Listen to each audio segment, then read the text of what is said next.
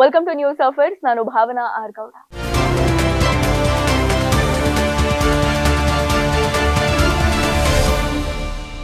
Recent ಆಗಿ America ಮತ್ತು ಚೀನಾದ ಫೈಟ್ ಇನ್ನೊಂದು ಲೆವೆಲ್ಗೆ ಹೋಗಿದೆ. ಟ್ರಂಪ್ ಅವರು ಚೀನಾದ ವಸ್ತುಗಳ ಮೇಲೆ 100% ಟ್ಯಾರಿಫ್ ಹಾಕ್ತೀವಿ ಅಂತ ಹೇಳೋಕ್ಕಿಂತ ಮುಂಚೆ ಚೀನಾದ ಸರ್ಕಾರ ಒಂದು ದೊಡ್ಡ ಅಮೆರಿಕನ್ ಕಂಪನಿ ಮೇಲೆ ಇನ್ವೆಸ್ಟಿಗೇಷನ್ ಶುರು ಮಾಡ್ಬಿಡ್ತು. ಯಾವ ಕಂಪನಿ ಅದು, ಯಾಕೆ ಚೀನಾ ಇಷ್ಟೊಂದು ಕೋಪಗೊಂಡಿದೆ, ಈ ಟೆಕ್ ಫೈಟ್ ಅನ್ನೋದೇನು ಅನ್ನೋದನ್ನ ಇವತ್ತು ನಾನು ನಿಮಗೆ ಡೀಟೇಲ್ ಆಗಿ ತಿಳಿಸ್ತೀನಿ. ಈ ವಿವಾದದ ಕೇಂದ್ರದಲ್ಲಿರೋ ಕಂಪನಿ ಹೆಸರು ಕ್ವಾಲ್ಕಾಮ್. ಇದು ಅಮೆರಿಕದ ಸೂಪರ್ ಪವರ್ ಸೆಮಿಕಂಡಕ್ಟರ್ ಕಂಪನಿ. ನಿಮ್ಮ ಮೊಬೈಲ್ ಫೋನ್ಗಳಲ್ಲಿರೋ ಚಿಪ್ ಗಳನ್ನ ಮ್ಯಾನುಫ್ಯಾಕ್ಚರ್ ಮಾಡ್ತಾ ಇರೋದು ಇವ್ರೆ. ಟ್ರಂಪ್ ಅವರು ಸುಂಕದ ಗಡುವು ಕೊಡೋಕ್ಕಿಂತ ಮುಂಚೆನೆ ಚೀನಾದ ಮಾರ್ಕೆಟ್ ನೋಡ್ಕೊಳ್ಳೋ ಏಜೆನ್ಸಿ ESAMR ಈ ಕ್ವಾಲ್ಕಾಮ್ ವಿರುದ್ಧ ತನಿಖೆಯನ್ನ ಶುರು ಮಾಡ್ಬಿಡ್ತು.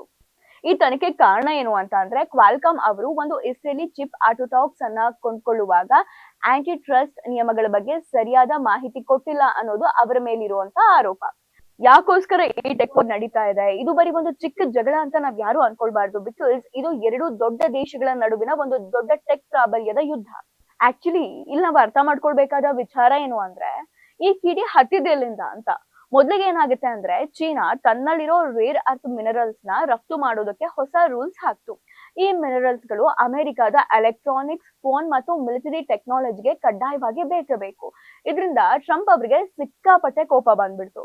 ಆಗ ಟ್ರಂಪ್ ಅವ್ರು ಏನ್ ಮಾಡ್ತಾರೆ ಅಂದ್ರೆ, ಚೀನಾದ ಈ ನಡೆಗೆ ರಿಯಾಕ್ಷನ್ ಆಗಿ ಚೀನಾದಿಂದ ಬರುವಂತಹ ವಸ್ತುಗಳ ಮೇಲೆ 100% ಎಕ್ಸ್ಟ್ರಾ ಟ್ಯಾಕ್ಸ್ ಹಾಕ್ತೀವಿ ಅಂತ ನವೆಂಬರ್ 1ರಿಂದ ಅದು ಜಾರಿ ಆಗುತ್ತೆ ಅಂತ ಘೋಷಣೆಯನ್ನ ಮಾಡ್ಬಿಡ್ತಾರೆ. ಆದ್ರೆ ಟ್ರಂಪ್ ಅವರು ಈ ಘೋಷಣೆಯನ್ನ ಮಾಡೋಕ್ಕಿಂತ ಮುಂಚೆನೆ ಕ್ವಾಲ್ಕಾಮ್ ಕಂಪನಿ ಮೇಲೆ ತನಿಖೆ ಶುರು ಮಾಡ್ಬಿಡುತ್ತೆ ಚೀನಾ. ನೀನು ಟ್ಯಾಕ್ಸ್ ಹಾಕಿದ್ರೆ ನಾವು ನಿನ್ನ ಟೆಕ್ ದೈತ್ಯದ ಕಂಪನಿಗಳನ್ನ ಇನ್ವೆಸ್ಟಿಗೇಷನ್ ಮಾಡ್ತೀವಿ ಅಂತ ಅಮೆರಿಕಾಗೆ ಕ್ಲಿಯರ್ ಮೆಸೇಜ್ ಕೊಟ್ಟಿತ್ತು ಚೀನಾ.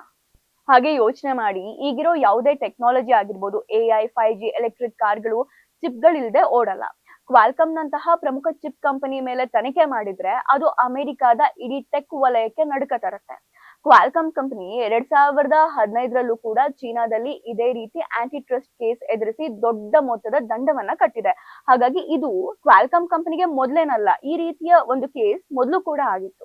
ಇದರಲ್ಲಿ ನಾವು ಪ್ರಮುಖವಾಗಿ ಗಮನಿಸಬೇಕಾದಂತಹ ವಿಚಾರ ಏನು ಅಂತ ಅಂದ್ರೆ, ಚೀನಾದ ಗುರಿ ಏನಪ್ಪಾ ಅಂದ್ರೆ, ಅಮೆರಿಕದ ಚಿಪ್ ಟೆಕ್ನಾಲಜಿಯನ್ನ ಅವಲಂಬಿಸೋದನ್ನ ನಿಲ್ಲಿಸಿ ತಮ್ಮ ದೇಶಿ ಚಿಪ್ಗಳ ಕಂಪನಿಗಳನ್ನ ದೊಡ್ಡದು ಮಾಡೋದು. ಅಂಡ್ ಮೋರ್ ಓವರ್, ಭಾರತೀಯರು ಯೋಚನೆ ಮಾಡ್ಬೇಕಾಗಿದೆ, ಇದರಿಂದ ನಮ್ಮ ಮೇಲೆ ಯಾವ ರೀತಿಯಾದ ಪರಿಣಾಮ ಬೀರುತ್ತೆ ಅಂತ. ಈ ಫೈಟ್ ಬರೀ US ಮತ್ತು ಚೀನಾದಷ್ಟೇ ಸೀಮಿತ ಆಗಿಲ್ಲ, ನಮ್ಮ ಮೇಲೂ ಕೂಡ ಇದರ ಎಫೆಕ್ಟ್ ಆಗುತ್ತೆ. ಮೊದಲನೇದಾಗಿ ಇದರಿಂದ ಭಾರತಕ್ಕಾಗೋ ಲಾಭ ಏನು ಅಂತ ನೋಡೋದಾದ್ರೆ, ಚೀನಾ ಮೇಲೆ ಸುಂಕ ಜಾಸ್ತಿ ಆದ್ರೆ ಅಮೆರಿಕದ ಕಂಪನಿಗಳು ಚೀನಾವನ್ನ ಬಿಟ್ಟು ನಮ್ಮ ಭಾರತದ ಕಡೆ ನೋಡ್ಬೋದು. ಇದು ಮೊಬೈಲ್ ತಯಾರಿಕೆ, ಎಲೆಕ್ಟ್ರಿಕ್ಸ್ ವಲಯಕ್ಕೆ ಒಂದು ಹೊಸ ಅವಕಾಶ ಸಿಕ್ಕಂಗ ಆಗುತ್ತೆ. ಅಲ್ಲದೆ ರೇಟ್ ಕೂಡ ಜಾಸ್ತಿ ಆಗುತ್ತೆ. ಸುಂಕ ಮತ್ತು ನಿರ್ಬಂಧಗಳಿಂದ ಕಚ್ಚಾ ವಸ್ತುಗಳ ಬೆಲೆ ಜಾಸ್ತಿ ಆಗಿ ಕೊನೆಗೆ ನಾವು ಕೊಳ್ಳುವಂತಹ ಸ್ಮಾರ್ಟ್ ಫೋನ್ಗಳು, ಲ್ಯಾಪ್ಟಾಪ್ಗಳು ಮತ್ತು ಕಾರ್ಗಳ ಬೆಲೆ ಕೂಡ ಹೆಚ್ಚಾಗುವಂತಹ ಚಾನ್ಸಸ್ ಇರುತ್ತೆ. ಹಾಗಿದ್ರೆ ನೆಕ್ಸ್ಟ್ ಏನಾಗುತ್ತೆ ಅಂತ ಯೋಚನೆ ಮಾಡೋದಿದ್ರೆ, ಟ್ರಂಪ್ ಅವರು ಬರೀ ಕೇವಲ ಸುಂಕದ ಬಗ್ಗೆ ಮಾತ್ರ ಅಲ್ಲ, ಕ್ರಿಟಿಕಲ್ ಸಾಫ್ಟ್ವೇರ್ಗಳ ಮೇಲೂ ರಫ್ತು ನಿಯಂತ್ರಣ ಹೇರುವ ಬಗ್ಗೆ ಮಾತಾಡಿದ್ದಾರೆ. ಇದು ಚೀನಾದ AI ಮತ್ತು ಕ್ಲೌಡ್ ಕಂಪನಿಗಳಿಗೆ ಒಂದು ದೊಡ್ಡ ಹೊಡೆತ ಕೊಡುತ್ತೆ. ಸೊ ಫೈನಲ್ ಆಗಿ ಹೇಳೋದಾದ್ರೆ, ಕ್ವಾಲ್ಕಾಮ್ ಮೇಲಿನ ಚೀನಾದ ತನಿಖೆ ಒಂದು ಆಕಸ್ಮಿಕ ಘಟನೆ ಅಂತೂ ಅಲ್ಲ. ಇದು ಅಮೆರಿಕದ ಟ್ಯಾರಿಫ್ ಘೋಷಣೆಗೆ ಚೀನಾ ಕೊಟ್ಟಿರುವಂತಹ ಒಂದು ದೊಡ್ಡ ರಾಜಕೀಯ ಫೈಟ್ ಅಂತಾನೆ ಹೇಳ್ಬೋದು. ಇದಾಗಿತ್ತು ಇವತ್ತಿನ ನ್ಯೂಸ್ ಅಫೇರ್ಸ್ ಅಪ್ಡೇಟ್ಸ್. ಮತ್ತೆ ಭೇಟಿಯಾಗೋಣ. ಧನ್ಯವಾದಗಳು. ವಂದೇ ಭಾರತ ಮಾತೆ.